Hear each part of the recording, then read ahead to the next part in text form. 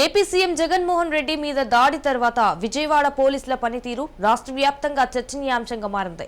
Focus ప్రభావిత జిల్లాల్లో అయితే ప్యాక్షన్ ప్రభావిత జిల్లాల్లో కూడా ప్రశాంతంగా సాగిన బస్సు యాత్ర విజయవాడకు వచ్చేసరికి ఎందుకు అవాంఛనీయ ఘటనలు చోటు చేసుకుంటున్నాయనే ప్రశ్నలు తలెత్తుతున్నాయి.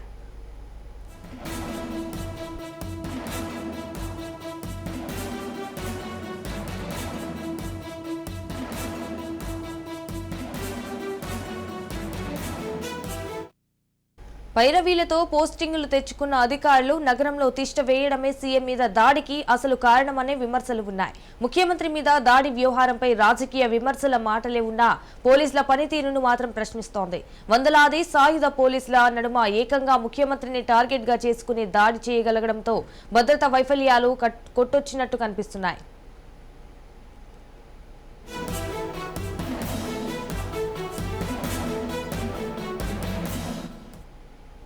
విజయవాడలో జరిగిన మేమంతా సిద్ధం బస్సు యాత్ర రూట్ మ్యాప్ మారిందనే ఆరోపణలు ఉన్నాయి. మొదట రూపొందించిన రూట్ మ్యాప్లో లేని రోడ్డులకి సీఎం కాన్వాయ్ను ఎందుకు మళ్లించినట్టు స్థానికులు చెప్తున్నారు. దాడి నేపథ్యంలో ఎవరి ఒత్తిడి సీఎం కాన్వాయ్ వెళ్లాల్సిన మార్గాన్ని మళ్లించారనే ప్రశ్నలకు సమాధానం దొరకాల్సి ఉంది. ఆంధ్రప్రదేశ్ రాష్ట్ర ముఖ్యమంత్రి జగన్మోహన్ రెడ్డి మీద రాయి దాడి ఘటన అయితే మాత్రం సంచలనాలు రేకెత్తిస్తుందని చెప్పుకోవాలి. ఎందుకంటే ఇప్పటి వరకు కూడా రాయలసీమ లాంటి ఫ్యాక్షన్ ప్రాంతాల్లో కూడా ఆయన బస్సు యాత్ర సజావుగా సాగిన నేపథ్యంలో మరి విజయవాడ లాంటి ప్రాంతం విద్యులవాడిగా పేరొందిన ప్రాంతం, ఇటువంటి ప్రాంతంలో ఆయన పైన రాయి దాడి చేసిన ఘటనకు సంబంధించి పోలీసుల వైఫల్యం పూర్తిగా కనిపిస్తుంది. ఈ పోలీసులు కొంతమంది పైరవీల నేపథ్యంలో ఉద్యోగాలు సాధించిన వారే ఇలాంటి ఘటనకు కారణమై ఉండవచ్చు అనే అనుమానాలు అయితే మాత్రం వస్తున్నాయి అని చెప్పుకోవాలి.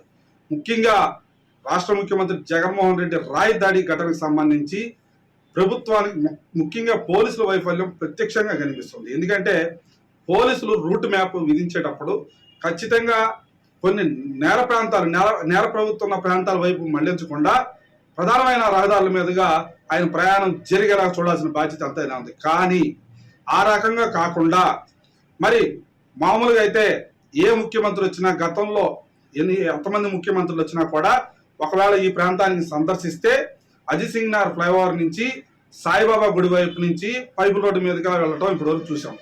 కానీ ఈ రాష్ట్ర ముఖ్యమంత్రి జగన్మోహన్ రెడ్డి గారు వస్తున్న నేపథ్యంలో ఒక్కసారిగా రూట్ మ్యాప్ను మార్చేశారు. ఎందుకు మార్చారు, ఎవరు స్వార్థ ప్రయోజనాల కోసం మార్చారనే అంశం ఇప్పుడు చర్చకు దారితీస్తుంది. ముఖ్యంగా వాస్తవానికి వెళ్లాల్సిన రూటు సాయిబాబా గుడి మీద నుంచి పైపు రోడ్డు అయితే మరి కేవలం డాబా కోట్ల సెంటర్ నుంచి కృష్ణా హోటల్ సెంటర్ మీద నుంచి పైపు రోడ్డుకి వెళ్ళేలాగా రూట్ మ్యాప్ మార్చారు. అసలు ఆ రూటు వాస్తవానికి చాలా చిన్న రూటు. ఆ రూట్ వైపు ఎందుకు మళ్లించారు అనేది ఇప్పుడు ప్రశ్నార్థకంగా మారింది. ముఖ్యంగా విద్యుత్ శాఖ అధికారులు పదే పదే అక్కడ విద్యుత్కి అంతరాయం కలిగించడానికి అనేక కారణాలు లేకపోలేదు.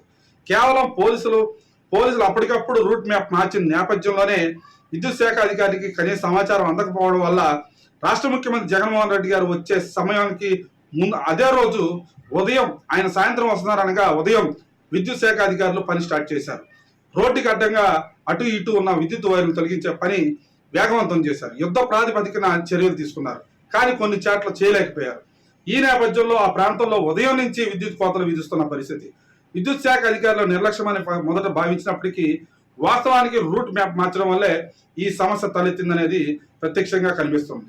మరి పోలీసు అధికారులు ఈ రూట్ని ఎందుకు మార్చారు, ఎవరు స్వార్థ ప్రయోజనాల కోసం మార్చారు? కనీసం ప్రమాదకరమైన వాతావరణం ఉంటుంది కాబట్టి రాష్ట్ర ముఖ్యమంత్రి జగన్మోహన్ రెడ్డి గారి బస్సు యాత్రకు సంబంధించి కనీసం సాయిబాబా గుడి వైపు నుంచి వెళ్తే ఎటువంటి ప్రమాదం జరిగి ఉండేది కాదని ఇక్కడ కొంతమంది చెప్తున్న వాదన. కానీ కావాలనే కొంతమంది డాబాకోట సెంటర్ నుంచి కృష్ణా హోటల్ సెంటర్ వైపుకి దారి మళ్లించి ఆయనపై రాయి దాడికి కారణమయ్యారు. ఇప్పటి వరకు కూడా పోలీస్ శాఖ అధికారులు రాయి దాడి చేసింది ఎవరనే దాని మీద ఆ కోణంలో విచారిస్తున్నప్పటికీ అసలు ఆ దాడికి కారణమైన రూటు మార్చడం మీద ఎందుకు దర్యాప్తు జరపట్లేదు, ఎవరి వల్ల ఈ రూటు మ్యాప్ మార్చాల్సి వచ్చిందనే అంశాలని రాష్ట్ర ముఖ్యమంత్రి జగన్మోహన్ రెడ్డి ముందు పెట్టాల్సిన అవసరం ఎంతైనా ఉంది. వాస్తవానికి వెళ్లాల్సిన రూటు వేరైతే కావాలని రూటు మార్చి అతి చిన్న రోడ్డు, ఆ రోడ్లో ఆర్టీసీ బస్సు తిరగడమే చాలా కష్టమవుతుంది. కానీ రాష్ట్ర ముఖ్యమంత్రి జగన్మోహన్ రెడ్డి గారి బస్సు యాత్ర ఎలా కొనసాగుతుందని భావించారో అర్థం కాని పరిస్థితి. కేవలం ఆ ప్రాంతంలో ఉన్న కొంతమంది నాయకుల వల్ల ఈ రూట్ మ్యాప్ మార్చారనే అంశం ఇప్పుడు తెర మీదకి వస్తుంది.